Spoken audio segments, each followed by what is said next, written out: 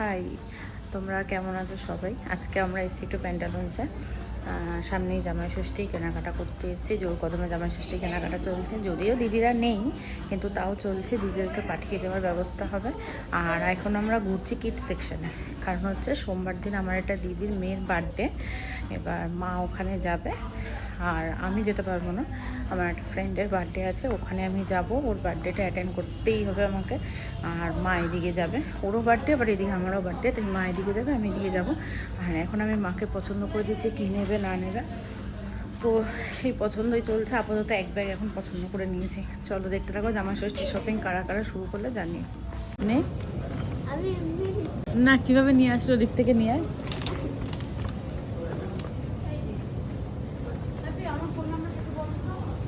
মিলে এখন ধেয়ে গেছে ফুচকা খেতে।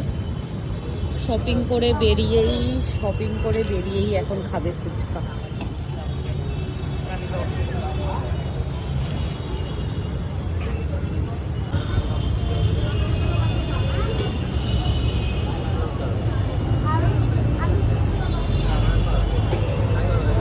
স্পেশাল ভাবে এই টক জলটা দিলে কেমন লাগবে বল?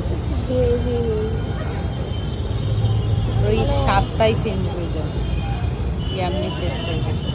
জিভ দিয়ে লোল পড়ছে না তো? হ্যাঁ, এখন আলুটা মাখা